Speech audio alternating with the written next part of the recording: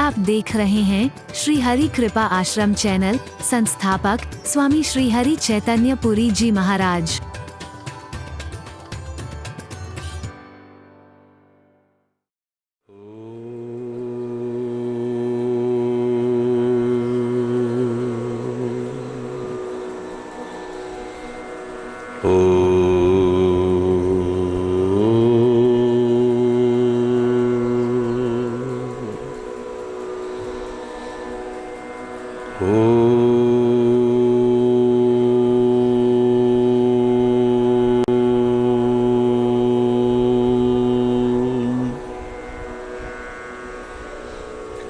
सर्वे भवन्तु सुखिनः, सर्वे सन्तु निरामया, सर्वे भद्राणि पश्यन्तु, मा कश्चित् दुःखभाग् भवेत्। ॐ शान्ति शान्ति शान्ति।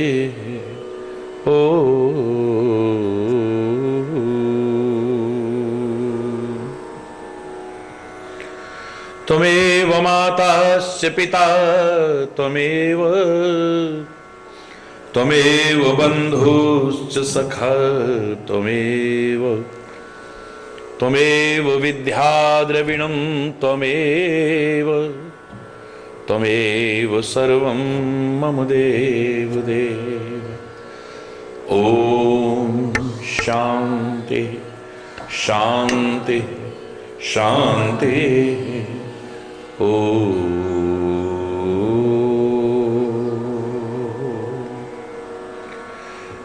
ध्यानमूलं गुरुर्मूर्ति, पूजामूलं गुरुपदं,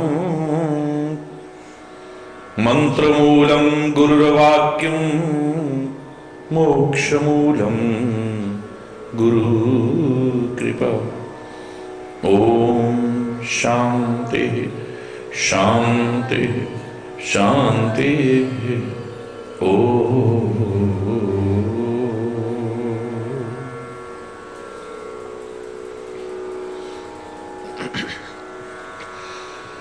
मुकुंद माधव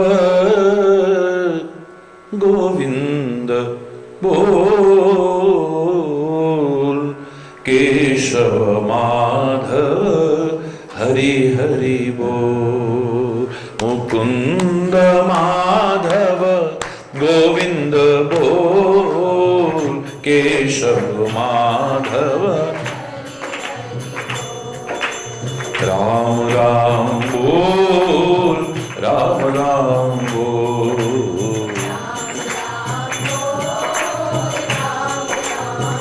राम राम बोल, राम राम बोल।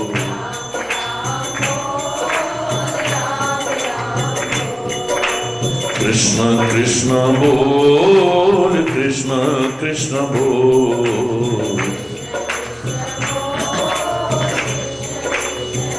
कृष्ण कृष्ण बोल, कृष्ण कृष्ण बोल।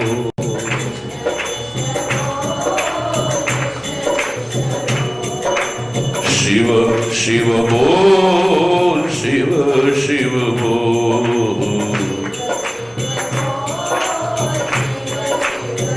शिव शिव बोल, शिव शिव बोल।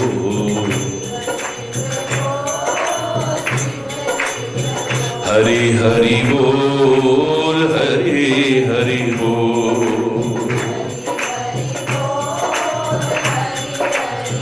हरि हरि बोल, हरि हरि बोल।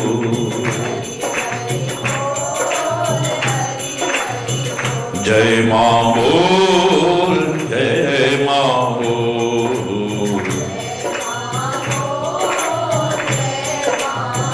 जय मां बोल, जय मां बोल।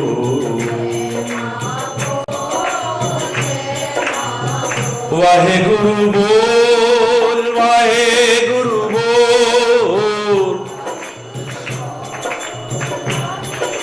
वाहेगुरु बोल, वाहेगुरु बोल,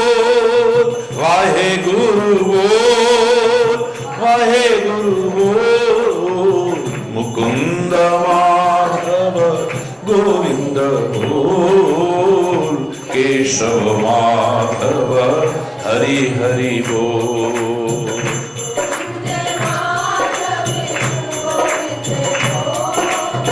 केशव माधव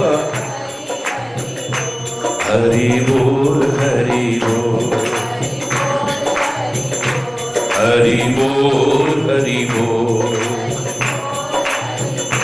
हरि बोल हरि बोल हरि बोल हरि बोल हरि बोल हरि बोल हरि बोल हरि बोल हरि बोल हरि बोल हरि बोल हरि बोल हरि बोल हरि बोल। बोलो श्री गुरु महाराज की जय, बोलो कामाख्या कन्हैया की जय, बोलो लाडला देवैया की जय। बहुत सुहावने मन भावने प्रेरक बाल चरित्र कर रहे हैं श्री राम। और इस बीच जो हमने अनंत शिक्षाएं, प्रेरणाएं, संदेश, उपदेश लिए भगवान श्री राम के बालपन को माध्यम बनाकर के लिए हैं। औरों को सिखाने के लिए मर्यादा पुरुषोत्तम श्री राम ने अपने आचरण में स्वयं उतार करके दिखाया है। आवश्यकता न होते हुए भी वो सब किया है, इसलिए क्योंकि बड़े लोग जिस राह पर चलते हैं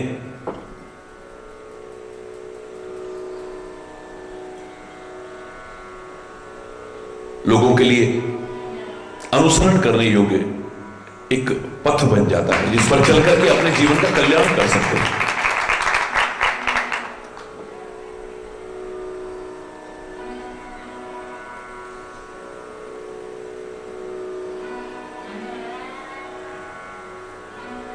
जन जन के अनुकरणीय अनुसरिए मर्यादा पुरुषोत्तम श्री राम।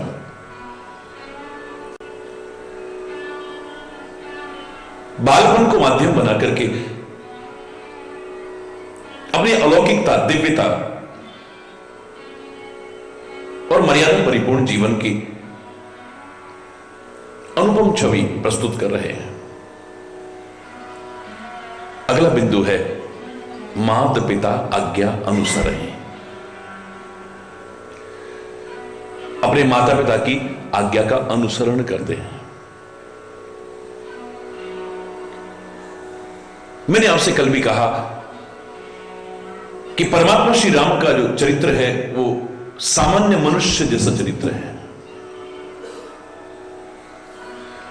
वो परमात्मा है, बिल्कुल ठीक है। लौकिक लीलाओं से भी परमात्मा सिद्ध हो जाते हैं, एक अलग बात है। अन्यथा उन्होंने मर्यादित जीवन जीते हुए पुरुषोत्तम यानी पुरुषों में उत्तम अपने आप को सिद्ध करने की कोशिश की। मर्यादा पुरुषोत्तम है, पुरुषों में उत्तम।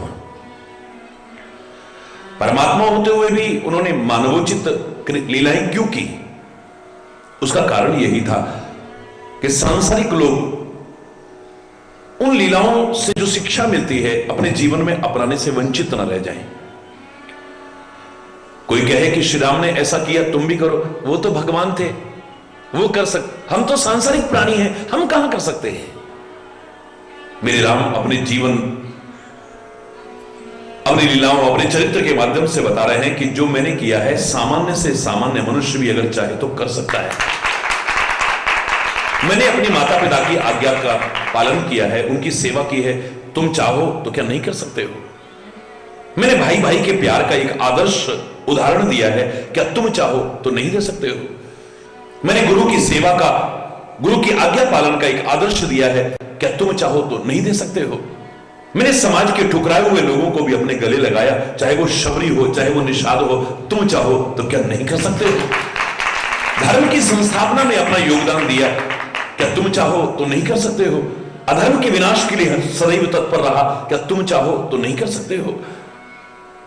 जो मैंने किया है सामान्य से सामान्य मानव भी अगर चाहे तो उसे कर सकता है।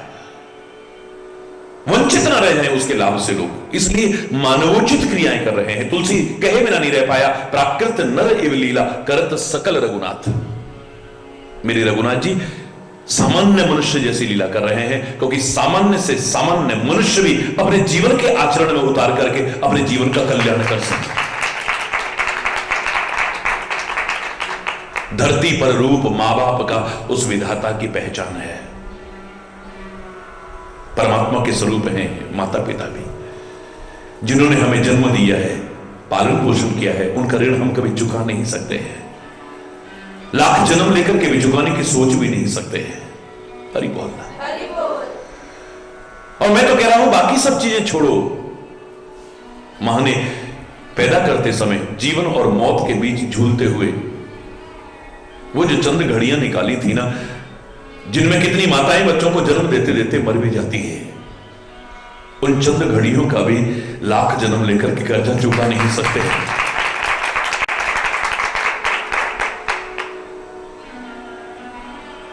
बड़ा दुख होता है उस समय। मैं हमेशा कहा करता हूं कि जिन्होंने गर्भ में हमारा भार उठाया,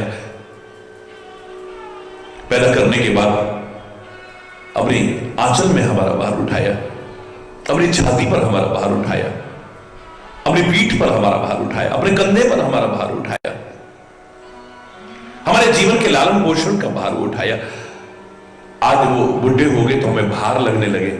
इससे बड़ी शर्म की बात और कोई नहीं हो सकती है।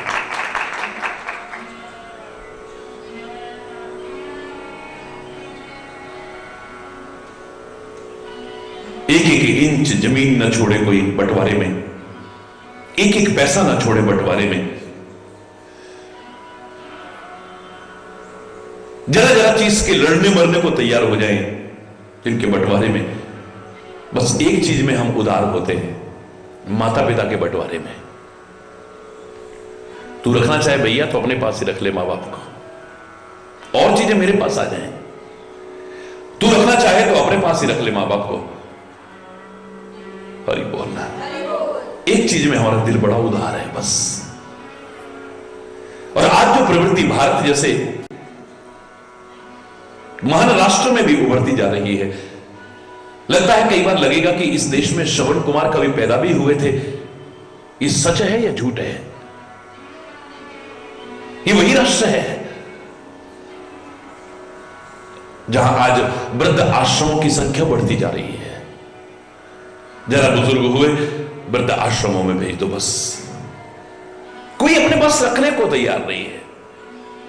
रखते भी हैं तो किस तरह से रखते हैं? समाज आपके सामने दृश्य प्रस्तुत कर रहा है, शर्म आती है जिसे देखकर के।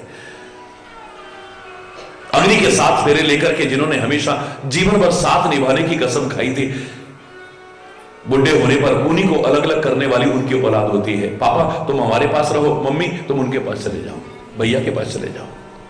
4 भाई हैं तो 15 दिन उसके पास रहो, 15 दिन उसके पास रहो। 16वां दिन अगर भैया लेने ना आए खुद लेके पहुंच जाते हैं। हरि बोलना, जोर से बोला।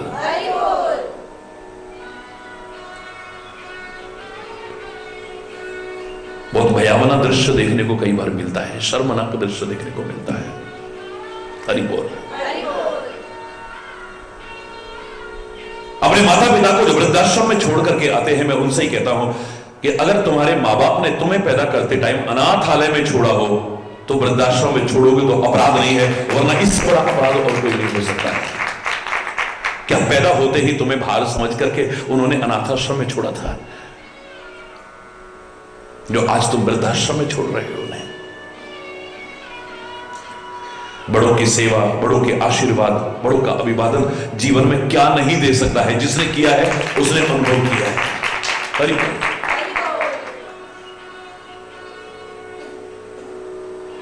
परमात्मा तक अवतार लेकर के माता पिता की सेवा का एक अनुपम आदर्श प्रस्तुत कर रहे हैं, आदर्श प्रस्तुत कर रहे हैं।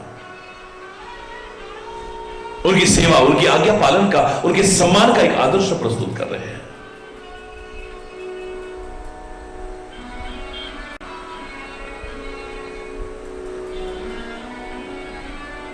मैंने एक ही बात कही थी, बाल्यावस्था में तुमने अपने माता पिता को बहुत गीला किया है, कभी उनका आंचल गीला किया है, कभी उनका बदन गीला किया है, गंदगी तक से गीला किया है। बचपन में तुमने माँ बाप को बहुत गीला किया है, अब बुढ़ापे में दुख के कारण उनकी आंखों को गीला मत करना बस। अगर वो रोते दिखे तो खुशी में रोते दिखे, हाँ मेरी औलाद कितना आगे बढ़ रही है, मेरे बच्चे कितने सुखी हैं, मेरे बच्चे कितने आपस में मिलजुल के रहते हैं, मेरे बच्चों ने अपनी जो कुल की मर्यादा है उनको आगे बढ़ाने की कोशिश की है। खुशी के आंसू हो, दुख के आंसू ना हो। हरि बोल। मात पिता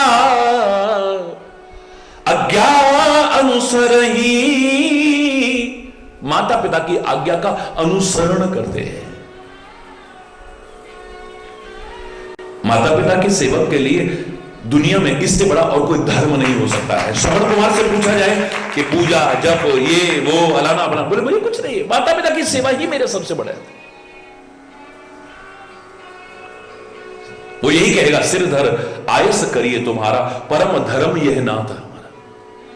आपकी आज्ञा को सिरोधार्य करना हमारा सबसे बड़ा धर्म यही है। बस मैंने आपसे कहा ना, जब भी प्रश्न उठा सबसे बड़ा धर्म क्या है, तो जिस अच्छाई के मार्ग पर चल रहे हो, मैंने निष्कर्ष के रूप में यही कहा था, वही तुम्हारे लिए सबसे बड़ा धर्म है। और मैं नहीं कह रहा, मेरे वेदों ने, पुराणों ने, ग्रंथों ने, संतों ने, महापुरुषों ने सबसे बड़ा धर्म एक ही नहीं बताया है। आप रामचरितमानस को माध्यम बना करके प्रसंग में चला रहे हैं, वहां अगर पूछा जाए सबसे बड़ा धर्म क्या है, तो क्या उदाहरण आता है? परहित सरिस धर्म नहीं भाई, पर पीड़ा सम नहीं अधभाई। परहित सरिस धर्म नहीं भाई, परोपकार से बड़ा कोई धर्म नहीं है दुनिया में। लेकिन उसी रामायण में अगर द्वारा कहा जाए कि सबसे बड़ा धर्म क्या है, तो कुछ और निकल करके आता है। परम धर्म श्रुति विदित अहिंसा। दुनिया में अगर सबसे बड़ा धर्म है तो अहिंसा धर्म है। अहिंसा परमो धर्म, अहिंसा ही सबसे बड़ा धर्म है। फिर यदि रामायण में फिर ढूंढने की कोशिश की जाए कि सबसे बड़ा धर्म क्या है, फिर एक और नया आ जाता है, धर्म न दूसर सत्य समाना। सत्य के बराबर कोई धर्म ही नहीं है दुनिया में। सबसे बड़ा अगर धर्म है तो सत्य है। एक बार फिर अगर ढूंढने की कोशिश की जाए, एक और सबसे बड़ा धर्म नजर आता है, हरिगिरिते बड़ सेवक धर्मो। कैलाश से भी अगर ऊंचा कोई सबसे बड़ा कोई धर्म है तो सेवा धर्म हो सकता है, कोई और धर्म नहीं। फिर यदि पूछा जाए रामचरितमानस से, बताओ सबसे बड़ा धर्म क्या है, तो कहते हैं माता पिता और गुरु की आज्ञा पालन से बड़ा कोई धर्म हो ही नहीं सकता है। सिर धर आयस करिए तुम्हारा, परम धर्म यह नाथ हमारा। हमारा सबसे परम धर्म, सबसे बड़ा धर्म है ये। क्या निष्कर्ष निकला? कभी कहा परोपकार सबसे बड़ा धर्म है, कभी कहा सत्य सबसे बड़ा धर्म है, कभी कहा सेवा सबसे बड़ा धर्म है, कभी कहा अहिंसा सबसे बड़ा धर्म है, कभी कहे माता पिता और गुरु की आज्ञा पालन सबसे बड़ा धर्म है। तो क्या निष्कर्ष निकला? सबसे बड़ा धर्म कौन सा हुआ? इनमें से जिसको भी तुम दृढ़ता से पालन करो, तुम्हारे लिए वही सबसे बड़ा धर्म है। हरि बोल। तुम समाज सेवा के मार्ग पर लग जाओ, तुम्हारे लिए सबसे बड़ा धर्म वही। माता पिता की सेवा के मार्ग पर लग जाओ, वही सबसे बड़ा धर्म है। गुरु सेवा में लग जाओ, तुम्हारे लिए वही सबसे, और कुछ न भी करोगे तो चलेगा। करो तो बड़ी अच्छी बात है, न भी करो तो भी चलेगा। तुम राष्ट्र की सेवा के मार्ग पर चलो। उन अमर शहीदों ने चाहे गीता, रामायण, वेद, पुराण, ग्रंथ पढ़े हो न पढ़े हो, पढ़े हो तो बड़ी अच्छी बात है, न भी पढ़े, पाठ करें न करें, पूजा करें न करें, वो कर गए हैं जिसके बल पर वही सब कुछ पाया है जो जप तप साधन करके लोग पाते हैं। अमर शहीद कहलाए हैं, वो राष्ट्र के लिए समर्पित हो गए हैं, अपने वतन के लिए कुर्बान हो गए हो। उनका सबसे बड़ा धर्म वही है। हरि बोलना। लक्ष्मण से कहा कि तुम रहो, अवध में रहो, अयोध्या हर तरह से अनाथ हो जाएगी। क्या दशा होगी परिवार की, क्या दशा होगी अवधवासियों की? नहीं, तुम मत चलो। मैं कहा नहीं, धर्म जाए सिर पातक भारू, जिसे आप धर्म कह रहे हैं वो धर्म भी मेरा चला जाए, मुझे कोई जरूरत नहीं है। सिर पे पाप लगता है लग जाए, लेकिन मैंने आपकी सेवा से बड़ा कोई धर्म नहीं समझा है, मैं उसे नहीं छोड़ूंगा। बस मुझे कोई परवाह नहीं है उसकी। मेरे लिए आपकी सेवा ही, अपने स्वामी की सेवा ही सबसे बड़ा धर्म है, मुझे और कोई नहीं चाहिए। बड़ी बोलना,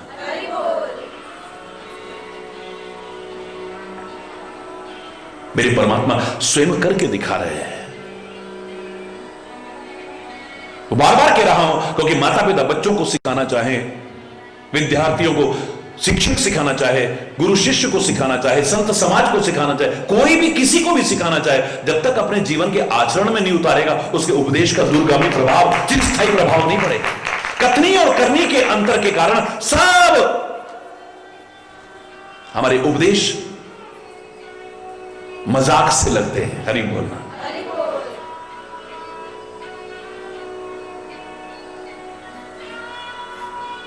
रामायण में यह भी कहने में संकोच नहीं किया है, मां तो पिता प्रभु गुरु के बानी,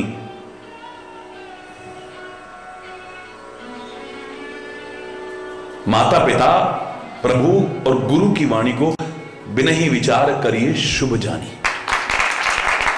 बिना विचारे ही शुभ जान करके शिरोधारी करो। बिना विचारे तो कोई काम नहीं करना चाहिए। बिना विचारे जो करे सो पाछे पछताए, काम बिगाड़े आपनो जग में हो। बिना विचारे तो कुछ करना ही नहीं चाहिए, बिना विचारे तो कुछ बोलना ही नहीं चाहिए, बिना विचारे किसी से संबंध नहीं बनाना चाहिए, बिना विचारे कभी व्यवहार नहीं करना चाहिए, वरना शर्मिंदगी होगी, पश्चाताप होगा, ग्लानि होगी। समझदार व्यक्ति कुछ भी करने से पहले विचार करता है, कुछ भी बोलने से पहले विचार करता है, किसी से संबंध बनाने से पहले विचार करता है, किसी से व्यवहार करने से पहले विचार करता है। इसका परिणाम क्या होगा?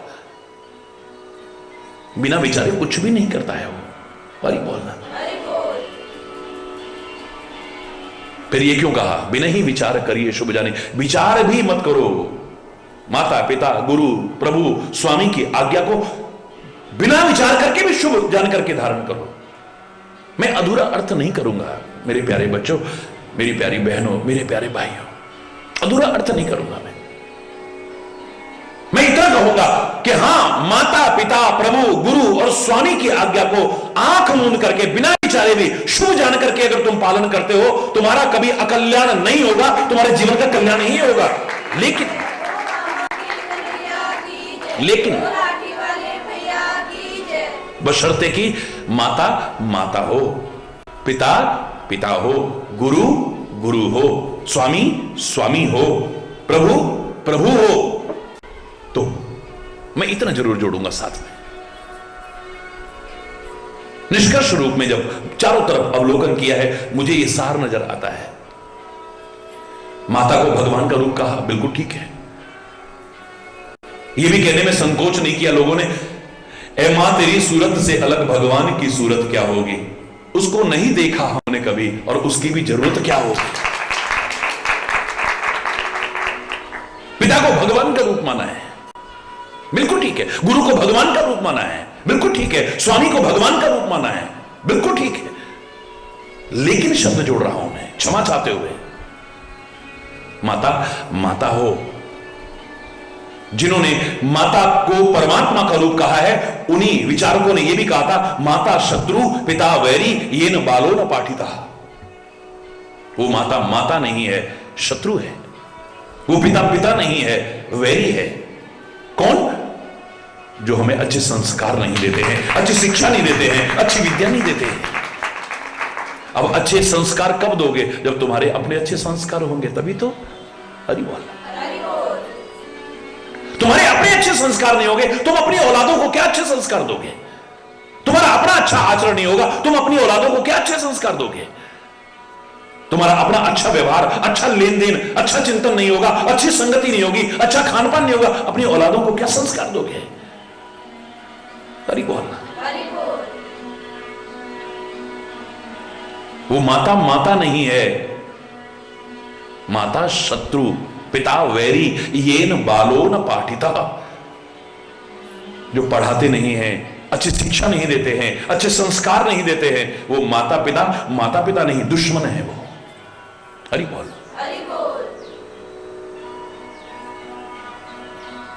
मैंने अपने कार्यक्रम में एक ऐसे व्यक्ति को देखा जिसके कान भी नहीं सुन सकते थे, हरि बोलना, आंखें भी नहीं देख सकती थी और जबान भी नहीं बोलती थी, हरि बोलना।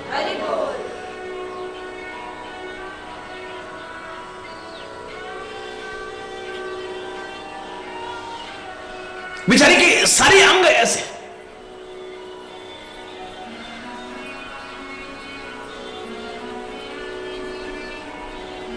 ब्रेल लिपि से थोड़ा थोड़ा पढ़ना वढ़ना सीख गया, इशारों से अपनी हरकतों को बताना शुरू किया।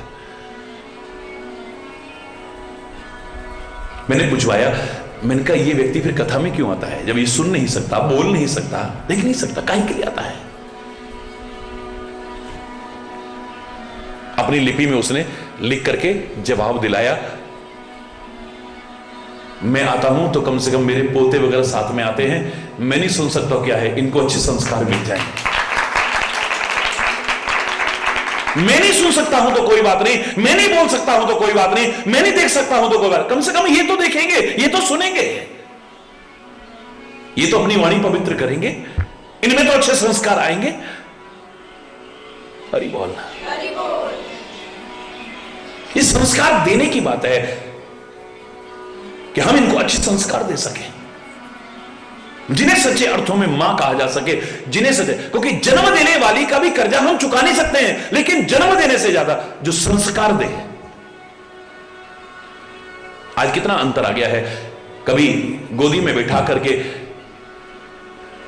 होश संभालते ही लोरियां भी सुनाई जाती थी, तो क्या शुद्धो सी बुद्धो सी निरंजनो सी वेद मंत्रों की लोरियां सुनाई जाती थी, ग्रंथों की लोरियां सुनाई जाती थी, कथाएं सुनाई जाती थी, तब उनको सुनाया जाता था, लोरियां सुनाई जाती थी।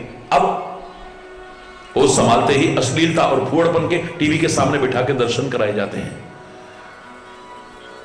कभी उन्हें शूरवीर बनाने की कोशिश की जाती थी, इस भारत का नाम जिस भरत के नाम पर पड़ा, उसकी मां कहती है शेर के बच्चे के दांत गिन करके दिखाओ, आज म्याऊं आ जाएगी, छिपकली आ जाएगी, कॉकरोच आ जाएगा, फलाना आ जाएगा, डराते हैं। अब कमजोर बनाते हैं।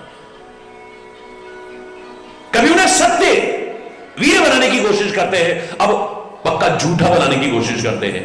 कोई आया कह दो मम्मी घर में नहीं है, और बच्चा इतना कोमल मन का होता है, कई बार सीधे जाके आंटी आंटी मम्मी कह रही है कि आंटी से जाके कह दो मम्मी घर में नहीं। हरि बोल। जोर से बोल। कभी ईमानदार बनाना चाहते थे, अब बेईमानी पर नाज अनुभव, किसी को कोई उंगली उठाता था हमारी औलाद की ओर, ऐसे लगता था गर्दन काट रहा है, लेकिन अब कोई शर्म नहीं, बड़े आराम से बताते हैं अपने बच्चे की बेईमानी को। कोई बेटी वाले आए हमारे बेटे के लिए प्रस्ताव लेकर के विवाह का, कितना कमाता है उन्होंने पूछा, बोले तनख्वाह तो 5,000 का, पर ऊपर का बहुत हो जाता है। हरि बोलना। कितने आराम से बता रहे हैं, कितने गर्व से बता रहे हैं, उसकी बेईमानी को बता रहे हैं।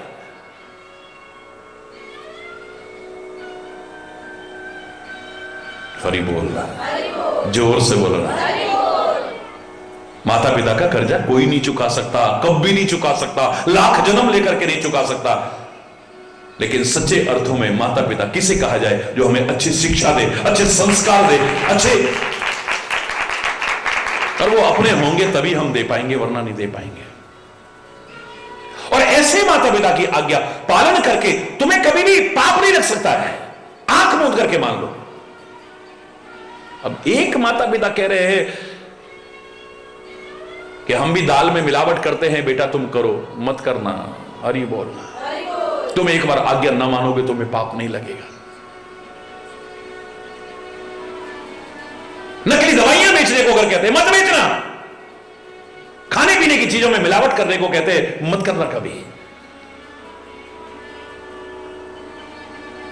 गलत राह पर ले जाने की कोशिश करें, आज्ञा भंग का भी दोष नहीं लगेगा, दावे से कह रहा हूं। जो अच्छे संस्कार देना चाहते हैं, हमारे जीवन को अच्छा बनाना चाहते हैं, सुमार्ग पर चलाना चाहते हैं, उनकी आज्ञा को तो आंख मूंद के बिना विचारे भी मान लो, शुभ ही शुभ होगा, अशुभ नहीं हो सकता है। माता पिता गुरु, हमारा भाव क्या है? एकलव्य, जिसको द्रोणाचार्य ने शिष्य स्वीकार भी नहीं किया है, लेकिन वो तो गुरु मानता है ना। वन में गए हैं पांडवों के साथ, अचानक कुत्ता भौंका, उसके भौंकने की आवाज भी पूरी नहीं निकली, उससे पहले ही मुंह भर गया तीरों से। ये कौन है? ऐसा महान धनुर्धर कौन है? जिधर से तीर आए थे उस दृष्टि की ओर गए, वो उसी दिशा की ओर गए। वहां जाकर के क्या देखते हैं? एक भील बालक धनुष्वाण लेकर के खड़ा हुआ है। देखते ही गुरुदेव के चरणों में प्रणाम करता है। कौन हो तुम बालक? आपका शिष्य गुरुदेव। मेरा शिष्य? तुम तो मेरे शिष्य नहीं हो। बोले आप शिष्य माने ना माने, पर मैंने तो आपको सदगुरु मान लिया है अपना। आप मेरे सदगुरु हैं। बालक, इतनी महान धनुर्विद्या तुमने कहां से सीखी? गुरुदेव आपसे। बोले मैंने तो नहीं सिखाई तुमको।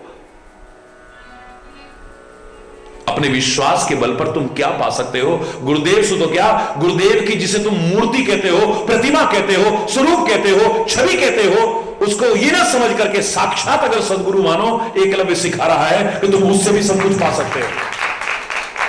मैंने कब सिखाया तुम्हें?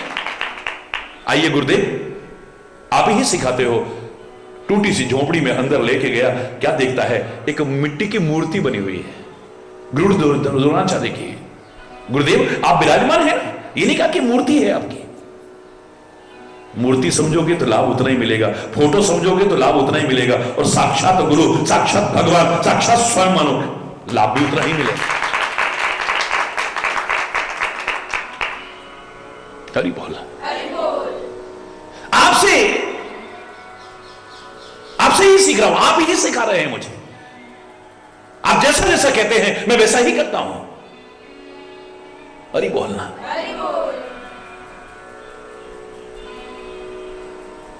लोगों को लेके कागज के पन्नों की किताब हो सकती है, लेकिन गुरु ग्रंथ साहब के प्रति श्रद्धा रखने वालों के लिए प्रगट गुरा की देह, वो किताब नहीं है, गुरु का साक्षात शरीर है। गुरु ग्रंथ नहीं माने, ये साक्षात सदगुरु है। ये किताब नहीं है, ये कागज के पन्ने नहीं है। ये तू किताब समझेगा, पन्ने समझेगा, तेरे को लाभ भी उतना ही मिलेगा, और साक्षात गुरु मानेगा तो तेरे को लाभ भी उतना ही मिलेगा। तुम्हारे लिए वो खड़ाऊ हो सकती है, लकड़ी की खड़ाऊ हो सकती है, लेकिन भरत के लिए साक्षात राम का स्वरूप है। सिंहासन पर बिठाता है और मांग मांग आयस करे, राज काज बहु भांति। हरि बोल। आज्ञा मांग मांग करके राजकाज। अब कोई आश्चर्य करेगा, क्या चरण पादुका भी कुछ आज्ञा दे सकती है? भाव जगत में जब इतने ऊंचे उठ जाते हो ना, मिट्टी का कण भी बोलने वाला बन सकता है। अरे बोलना, फिर खाली धन्ना जाट का वो बट्टा ही नहीं बोलेगा। अरे बोलना।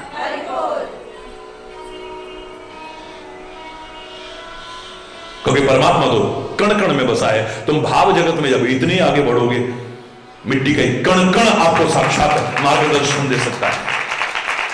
हरि बोल।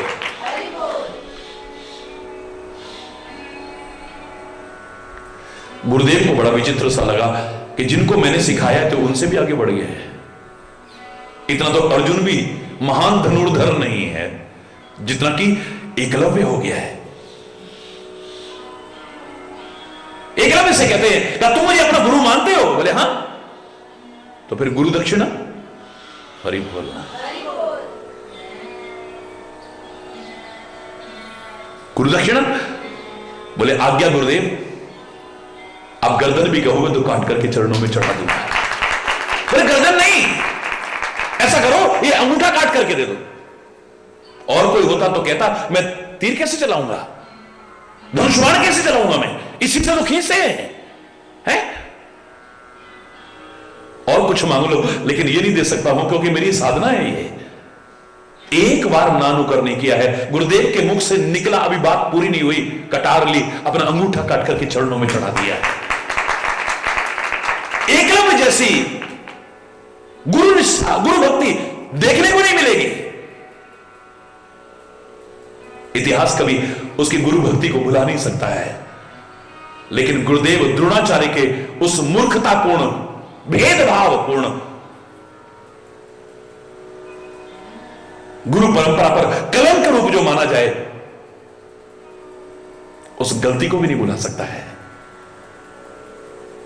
खाली मेरे शिष्य से आगे कोई ना बढ़ जाए, इसके लिए उसके अंगूठा कटवा दो।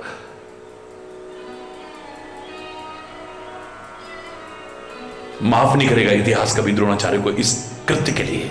हरि बोलना। गुरु भी तो गुरु हो ना। ऐसे गुरु के मुख से जो निकले, आंख मूंद करके मान लेना तुम्हारे जीवन में शुभ होगा, कभी अशुभ नहीं होगा। ऐसे नहीं। सेवा के लिए अगर कहा है, स्वामी के लिए कहा है, तो रामायण में अन्यत्र इशारा किया है। जो मैं कहना चाह रहा हूं उसी का इशारा है। आज्ञा समन सुसाहिब सेवा। आंख मूंद करके स्वामी की आज्ञा पालन करने का अगर उदाहरण दिया है, यह भी कहा है आज्ञा समन सुसाहिब सेवा। साहिब भी कैसा होना चाहिए? सुसाहिब होना चाहिए, कुसाहिब नहीं होना चाहिए। हरि बोल।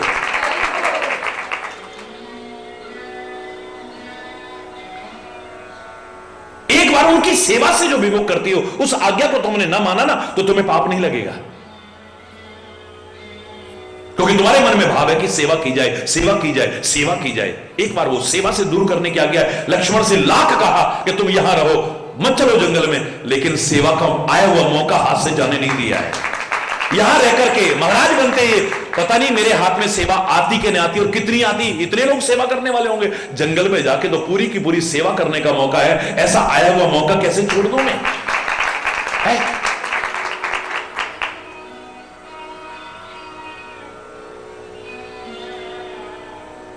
सीता से कहा कि तुम मत चलो जंगल में, तुम तो चित्र में भी बंदर देखती हो तो डर जाती हो, और वहां तो हिंसक जीव हैं, बड़े बड़े राक्षस हैं वहां पर, और कितना कठोर भूमि है, तुमने कठोर भूमि पर कभी पैर भी नहीं रखा है।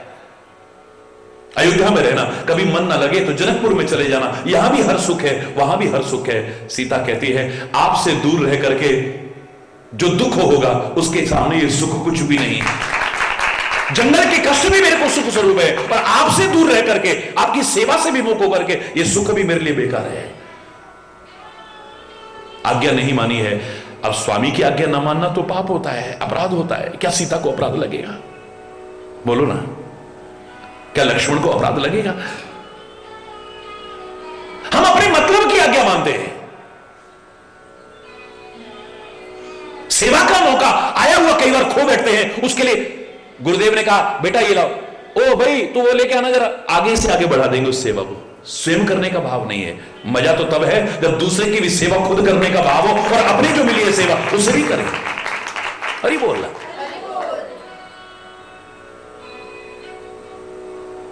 सेवा से जो विमुख करने की आज्ञा है, वो एक बार नहीं मानोगे तो पाप लग सकता है।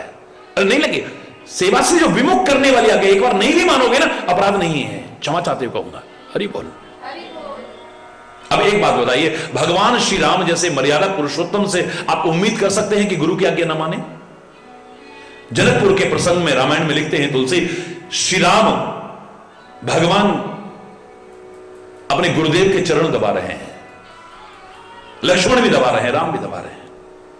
बार बार मुनि आज्ञा दीनी, बार बार मुनि आज्ञा दीनी, रघुवर जाए शयन तब कीनी, रघुवर जाए शयन तब।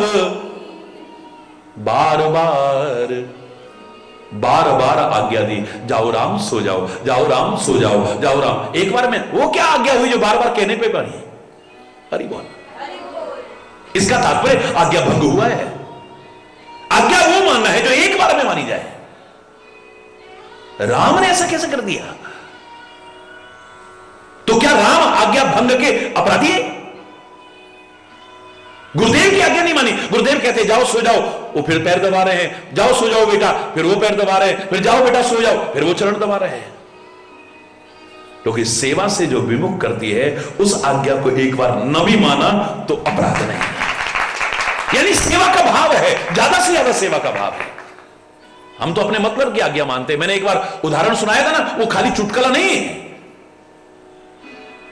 वर्षा ऋतु आ गई, बारिश होने लगी, झोपड़ी में रहते थे गुरुदेव, साथ में शिष्य रहता था। उन्होंने कहा बेटा देखो झोपड़ी चू रही है, ऐसा करो ये त्रिपाल ले जाओ और झोपड़ी के ऊपर डाला हो। जो आज्ञा गुरुदेव, मैं तो आपका आज्ञाकारी सेवक हूं, तो जाओ ना बेटा, जाओ ऊपर डालाओ।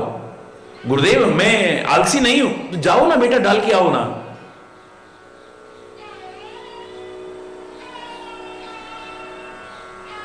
मैं तो अपने जीवन का परम सौभाग्य मानता हूं आपकी सेवा।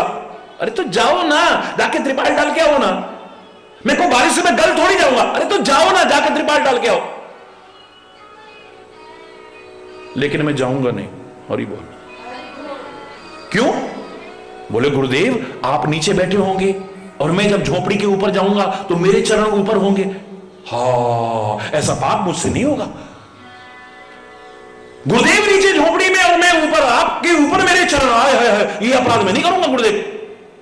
गुरुदेव ने बड़े सीधे साधे थे, ने कहा हाँ भाई बड़ी अच्छी भावना है। गुरुदेव खुद बारिश में भीजते हुए गए, जाके त्रिपाल डालाए।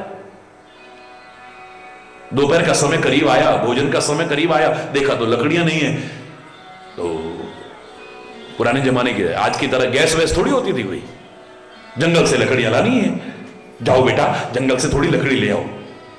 गुरुदेव मैं तो आपका आज्ञाकारी शिष्य हूं, तो जाओ ना। गुरुदेव मैं आलसी नहीं हूं बिल्कुल भी, तो जाओ ना बेटा। को बारिश में मैं गल थोड़ी जाऊंगा गुरुदेव, तो जाते क्यों नहीं हो? लेकिन जाऊंगा नहीं गुरुदेव। क्यों?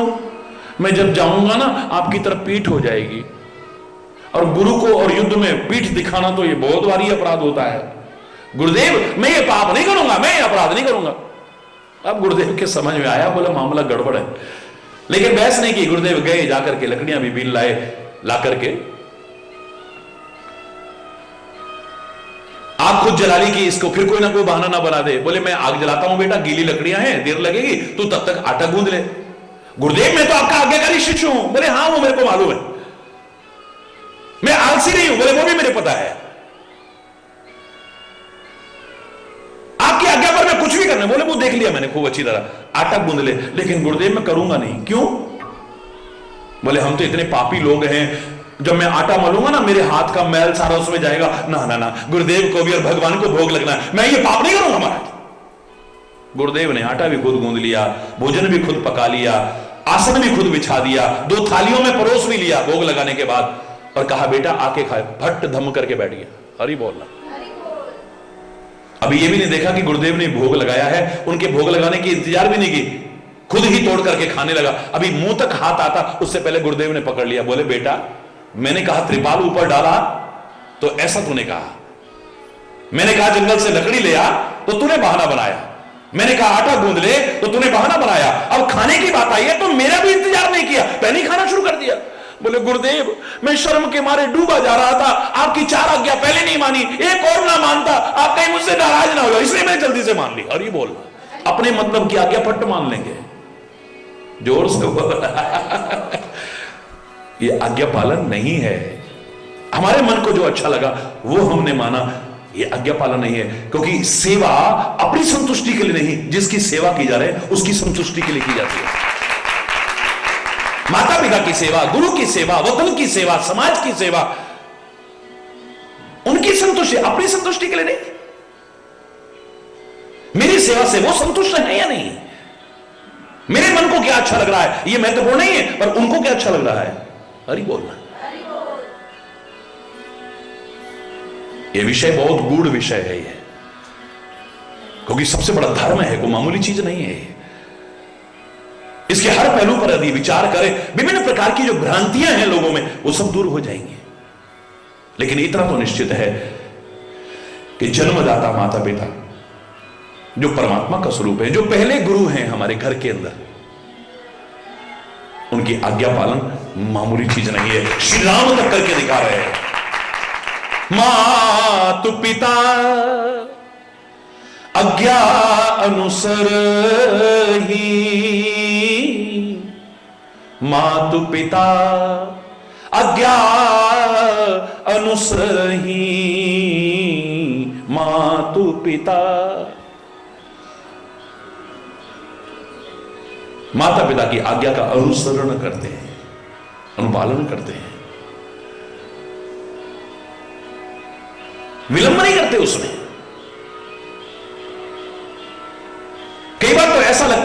कि माता पिता के मन में भाव बाद में आया, वो पहले कर देते हैं। सेवा का मजा तब आता है जब जिसकी तुम सेवा कर रहे हो, सेवा करते करते तुम उसके मन का भाव समझने लगो। अरे बोलना, क्योंकि अपने मन को आप उसमें विलीन कर देते हैं, अपना मन नहीं रह जाता भी। आपको पता लग जाएगा कि इस समय ये क्या चाहते हैं, इस समय क्या कहना चाहते हैं। सेवा का मजा तभी है। अरे बोलना, भगवान श्री राम केवट को जब नाव से उतरे तो उतराई देने के लिए ढूंढते हैं तो अपने पास कुछ नजर नहीं आता, दुनिया के मालिक के पास। भगवान को संकोच हो जाता है, प्रभु ही सकुच यही नहीं कछु दीना। हम बेवजह एक निर्धन को धनवान बना देते थे, रंक को राजा बना देते थे, भंडार भर देते थे लोगों का, लेकिन आज जिसने हमें नाव से पार किया उसको उतराई देने के लिए भी हमारे पास कुछ नहीं है। ऊपर कुछ कहा नहीं है, मन में आया खाली। तुलसी ने तुरंत चौपाई लिखी है, पिए ही की सी जान निहारी, मणि मुदरी मन मुदित उतारी। अपने स्वामी के दिल की बात को सीता ने पहचाना और अपनी मणि की मुद्रिका उतार करके श्री राम को कहती हैं, इसे उतराई दे दो। यह है सेवा करना, इसे कहते हैं सेवा। जब आप अपने स्वामी की, अपने गुरु की, अपने माता पिता मन की बात समझने लग जाए, ये क्या चाहते हैं। हरि बोल। सेवा करते करते, साथ रहते रहते, मैं तो कह रहा हूं, कहना तो बहुत दूर की बात, इशारा करना दो, मन में जो आया वो आप समझ जाओ। यहां तो हम ऐसे निर्लज्ज हो जाते हैं कई बार कि सामने कहते कहते भी वो नहीं कर पाते हैं। शायद इसीलिए उस प्रार्थना में कहा था, निर्लज्जता है एक बाकी और बस अभिमान है। हे मेरे गुरुदेव करुणा सिंधु करुणा कीजिए, हूं अधम आधीन असरण अब शरण में लीजिए। हे मेरे गुरुदेव मुझ में है जप तप न साधन और ना कुछ ज्ञान है, निर्लज्जता है एक बाकी और बस अभिमान है। हे मेरे गुरुदेव, हे मेरे गुरुदेव। निर्लज्ज है हम, हमें लाज भी नहीं आती है, शर्म भी नहीं आती है। भरत इतनी सेवा रखता हुआ, इतना भाव रखता हुआ, जब उससे कहा ना तुम तो सेवक हो भगवान के, कहता है हरि बोल, जोर से बोलो ना। मुझे शर्म आती है जब कोई सेवक कहता है, तो संकोच होता है जब कोई सेवक कहता है। क्यों? बोले सिर के बल चलू में जहां राम के चरण जा रहे हैं, और मैं भगवान के चरण कमलों को रोनता हुआ जा रहा हूं, उनके चरण चिन्हों को रोनता हुआ जा रहा हूं, और मैं सेवक हूं भगवान का। मैं सेवक कैसे कहला सकता हूं? इतना बड़ा सेवक अपने आप को कह रहा है कि मैं सेवक कैसे हो सकता हूं? सेवा धर्म को मामूली नहीं है। परशुराम जी ने कहा, किसने धनुष्वान तोड़ा है, किसने धनुष तोड़ा है? बोले होए कोई एक नाथ दास तुम्हारा, आपका कोई सेवक ही होगा कोई। सेवक सेवक कैसे होगे तुम? सेवक सो जो करे सेवक आई, अरे करनी कर करे ही लड़ाई। सेवक तो वो है जो सेवा करे, तुम तो शत्रुता का काम करके सेवक कहला रहे हो। राम को भी ये जवाब मिला है सुनने को, सेवक को जो सेवा करे, जो हम तो आपके सेवक है जी, हम तो आपके सेवक। कहना बड़ा सरल है, सेवक सेवा धर्म कोई मामूली धर्म नहीं है। सेवा धर्म सरल को नहीं, लेकिन इतना कहा जा सकता है जो सेवा के मार्ग पर चलते हैं उनके लिए सबसे बड़ा धर्म वही है। माता पिता आज्ञा अनुसार ही, माता पिता की आज्ञा करना। सेवक के साथ रहते रहते इशारा समझता है, मन का भाव समझता है, एक विशेषता आ जाती है उसमें। सुरफण खा के जब नाक और कान काटे ना, एक छोटी सी लेकिन बड़ी महत्वपूर्ण बात आ गई। बात तो खत्म हो रही है लेकिन मैं चलते चलते कहूंगा। बाद में श्री राम ने पूछा कि तुमने उसके नाक कान क्यों काटे? बोले प्रभु आपने तो कहा था। बोले मैंने तो कुछ नहीं कहा था। मैंने कब कहा था कि तुम नाक कान काटो? बोले आपने कहा नहीं था, पर इशारा तो किया था। ध्यान से सुनना, अभी रामायण का प्रसंग है।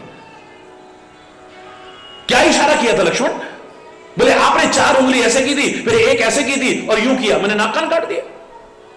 अब बताओ, इतने पे कोई समझ सकता है कि नाक कान कहा है? हरि बोल। साथ रहते रहते इशारा स्वामी का समझना कैसा होता है, सुनो जरा। श्री राम सबको समझाने के लिए फिर कहते हैं ये 4 उंगली ऐसे करना, एक ऊपर की तरफ उंगली करना और यूं करना, ये नाक कान काटने का द्योतक कैसे हो सकता है? बोले प्रभु 4 होते हैं वेद, और वेदों को श्रुतियां भी कहते हैं। हरि बोलना। वेदों को, क्योंकि ये कान के माध्यम से पहुंचे हैं वेद, लिखे हुए नहीं थे कहीं पर वेद। गुरु शिष्य को सुनाता था, वो अपने शिष्य को सुनाता था, वो अपने शिष्य को, ऐसे वेद हम तक पहुंचे हैं। इसलिए इनको श्रुतियां कहते हैं। श्रुति माने कान भी होता है। आपने यूं करा, मैंने कान काट दिए। हरि बोल। आपने 4 ऐसे किया, 4 का तात्पर्य वेद, वेदों को श्रुतियां भी कहते हैं, और श्रुति माने कान भी होता है। आपने ऐसे किया, मैंने कान काट दिया, और एक उंगली आपने ऊपर की, यानी स्वर्ग की तरफ, उसको नाक भी कहते हैं, और नाक इसको भी कहते हैं। आपने यूं किया, मैंने नाक भी काट दी। हरि बोल। अब बताइए आप, इतना इशारा समझना, साथ रहते रहते, साथ रहते रहते हम तो इतने निर्लज्ज हैं कि कहने के बाद भी उसे नहीं समझ पाते हैं, फिर उसके विपरीत आचरण करते हैं, उसे संयोग की श्रेणी देते हैं। हरि बोलना, जोर से बोलना।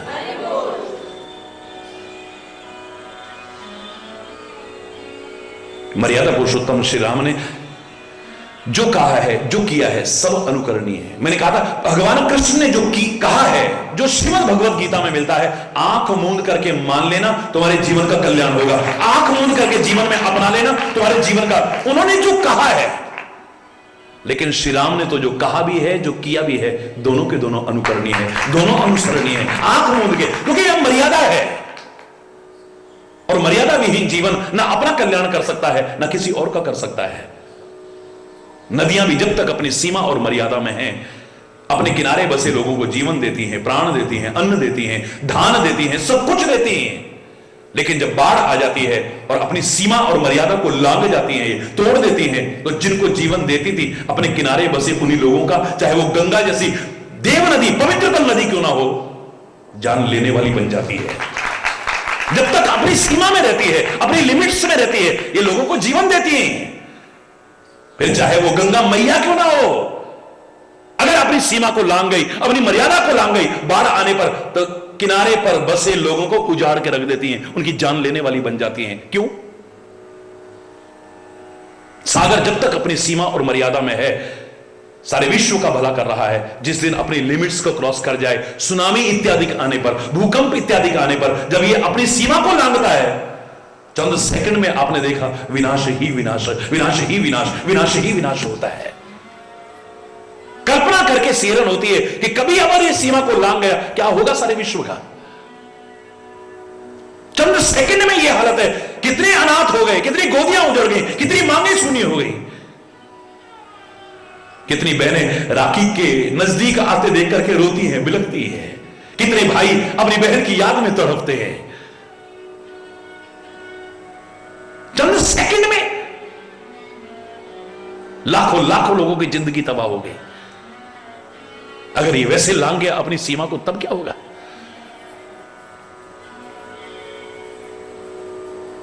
तभी तो याद करो, परसों जो मैंने प्रार्थना की थी, उसमें एक पंक्ति क्या आई थी, धर्म की मर्यादा न छोड़े, अपनी सीमा में रहे। धर्म की मर्यादा न छोड़े, अपनी सीमा में रहे। ना करे अन्याय, ना अन्याय औरों का सहे। ना करे अन्याय, ना अन्याय औरों का सहे। कायरों से दूर हो, हमें वीर हृदय वालों की ओर ले चलो। अज्ञान के अंधेरों से हमें ज्ञान के उजालों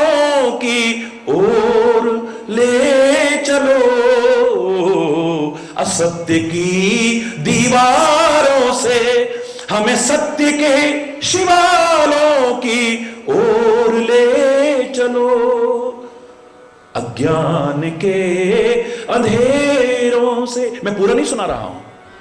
धर्म की मर्यादा न छोड़े, अपनी सीमा में लिमिट्स क्रॉस न करें हम कभी। हर संबंध की एक सीमा है, हर संबंध की एक मर्यादा है। जब उसे लांघते हैं तो दुखी स्वाभाविक हो जाता है। हम कहते हैं ना, सीता बहुत दुखी हुई, क्यों? क्योंकि उसने लक्ष्मण रेखा को पार कर दिया। अगर लक्ष्मण रेखा पार ना करती तो दुखी न होती। हरि बोलना। मैं नहीं कह रहा वो मायावी सीता है या असली सीता है, जो भी है, पर हमें सिखाने के लिए बहुत है। अगर वो सीमा रेखा को पार ना कर दी, लक्ष्मण रेखा को पार। लक्ष्मण रेखा क्या है? लक्ष्मण रेखा है लक्षण रेखा, क्योंकि लक्ष्मण का नाम लक्षणों पर आधारित है। गुरु वशिष्ठ ने जो नामकरण किया है, रामायण में पढ़िए, लक्षण धाम राम प्रिय सकल जगत आधार, गुरु वशिष्ठ ते ही राखा लक्ष्मण नाम उदार। जो लक्षणों का धाम है, राम का प्रिय है, सारे जगत का आधार यानी शेषावतार है, उसका नाम लक्ष्मण रखा है। यह लक्षण का प्रतीक है और हर आदमी की पहचान उसके लक्षणों से होती है। सामने दिख रहा है कितनी भी कोयल है, बिल्कुल कोयल है, आप बड़ी जानकारी रखते हैं, ज्ञान रखते हैं, लेकिन कड़वा बोलता मिल जाए, दिल मानेगा ये कोयल हो सकती है? लक्षण तो नहीं है। हरि बोल। कौवा सामने दिख रहा है लेकिन मीठा बोलता मिल जाए, कौन मानेगा कौवा है? हरि बोल। ये लक्षण नहीं है। शेर सामने घास खाता हुआ और मिमियाता हुआ मिल जाए, दिल मानेगा? हरि बोलना। आंखें कह रही हैं शेर है, दिमाग भी कह रहा हां बिल्कुल यही शेर है, लेकिन दिल नहीं मानता है। ये शेर नहीं हो सकता है, हो ही नहीं सकता है। ये लक्षण है ना सारे।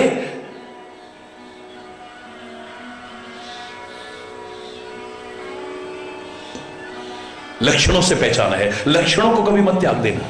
मानव के जो लक्षण है, मानवोचित लक्षणों को बनाए रखा, कभी दानवता या असुरता तुम्हारे अंदर नहीं आएगी, सच्ची इंसानियत आएगी।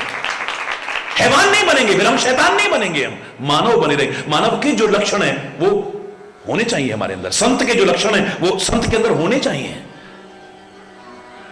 हरि बोल।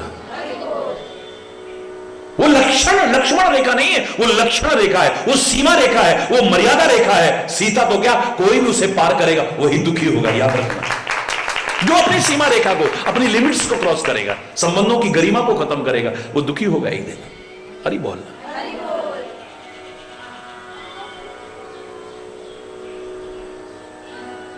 श्री राम मर्यादा पुरुषोत्तम श्री राम मानवोचित क्रियाएं कर रहे हैं, परमात्मा होते हुए भी, क्योंकि मानव इसके लाभ से वंचित ना रह जाए। ये कह करके वो तो भगवान थे, उन्होंने कर दिया तो क्या हो गया, हम तो सांसारिक प्राणी हैं जी। नहीं, मेरे राम सिखा रहे हैं, मैं माता पिता की आज्ञा का पालन करता हूं, तुम चाहो तो क्या नहीं कर सकते? मैं अपने गुरुदेव की आज्ञा का पालन करता हूं, उनकी सेवा करता हूं, तुम चाहो तो क्या नहीं कर सकते? फिर कह रहा हूं, समाज के उपेक्षित वर्ग को मैंने गले लगाया, चाहे वो शबरी है, निषाद है, जिनको सबने टुकराया, तुम चाहो तो क्या नहीं कर सकते हो? भाई भाई के प्यार का एक आदर्श दिया, क्या तुम नहीं कर सकते हो? मैं अपने अधिकार के लिए जागरूक नहीं हुआ, अपने कर्तव्य के लिए जागरूक रहा हमेशा। अधिकार तो हमारे यहां फुटबॉल बना हुआ था। अयोध्या का विशाल साम्राज्य, राम कहता है भरत राजा बनेगा, भरत कहता है राम राजा बनेगा। हम तो एक एक इंच जमीन के लिए लड़ते हैं, मरते हैं। हरि बोलना। कैसे राम के भक्त हैं हम? हरि बोलना। स्वयं सिखा रहे हैं। और इस बीच जो बिंदु हमारे चले, उनमें से एक बिंदु और जुड़ा, मात पिता आज्ञा अनुसर ही, मात पिता आज्ञा अनुसर ही, माता पिता की आज्ञा का पालन करते हैं। जो राम भक्त अपने आप को कहता है, उसे भी तो ऐसा बनना चाहिए ना, निस्संदेह। वैष्णव की परिभाषा क्या है? हमने खाली अधूरी देखिए, कंठी का अपना महत्व है, तुलसी का अपना महत्व है, तिलक का अपना महत्व है, जनेऊ का अपना महत्व है, इन सब चीजों का महत्व है, नकार नहीं रहा हूं, लेकिन सच्चा वैष्णव कौन है? खाली तिलक लगाने से, खाली कंठी पहनने से? मेरे शास्त्र तो इसे मानने को तैयार नहीं है, मेरे ग्रंथ, मेरे संत इसे मानने को तैयार नहीं है कि सच्चा वैष्णव, वास्तविक वैष्णव और पूर्ण वैष्णव कौन हो सकता है? जो विष्णु की तरफ विनम्र भी हो, वैष्णव का तात्पर्य विष्णु का भक्त या विष्णु के अवतारों का भक्त, यानी कृष्ण का भक्त, राम का भक्त, परशुराम का भक्त, विष्णु के अवतारों का या विष्णु का भक्त, उसे तो वैष्णव कहते हैं। करी बोल, वो विष्णु कितना विनम्र है। भृगु जी छाती में आकर के लात मारते हैं तो भी पकड़ लेते हैं चरणों को। हे ब्राह्मण देवता, मेरी कठोर छाती से आपके चरणों में कोई कष्ट तो नहीं पहुंचा है। इतना विनम्र हो, और उसका भक्त अगर विनम्र ना हो, कैसा वैष्णव है, सोचो जरा। हरि बोलना, इतना विनम्र है। जब देवताओं का शरीर में निवास का नंबर आया, भगवान विष्णु कहते हैं सूर्य का नंबर आया, आंखों में निवास दे दो। हरि बोल। नासिका का नंबर आया, बोले अश्वनी कुमार को नंबर दे दो। इंद्र ने कहा मेरी कहां जगह होगी, बोले हाथों में तुम्हारा स्थान है। यमराज बोले मैं कहां रहूंगा, बोले मलमूत्र के स्थान पर तुम रहोगे। ऊपर के ऊपर सारे अंगों में सब देवी देवताओं को विराजमान किया है। लोगों ने कहा विष्णु भगवान आप कहां रहोगे, बोले मैं तो चरणों में ही रहूंगा। भगवान विष्णु का निवास कहां है।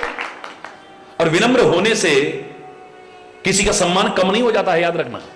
आज भी अगर कोई चरण सम्मान किसी का करता है तो सिर नहीं छूता, आंख नहीं छूता, कान नहीं छूता, हाथ नहीं छूता, फिर भी चरण ही छूने की कोशिश करता। इससे सम्मान बढ़ता है। औरों को सम्मान देने से, विनम्र बनने से, सादगी परिपूर्ण जीवन, इससे सम्मान बढ़ता है, कभी कम नहीं हो जाता है। हरि बोलना। और बता दिया, गुजरात के एक भक्त ने तो कितनी अच्छी परिभाषा दी है, वैष्णव जन तो तेणे कहिए पीर पराई जाने रे। वैष्णव जन, जो किसी की पीड़ा को ना समझे, किसी के दुख को ना समझे, किसी के दर्द को ना समझे, ना तो वो वैष्णव हो सकता है, ना वो इंसान हो सकता है, वो कुछ भी नहीं हो सकता है। हरि बोल।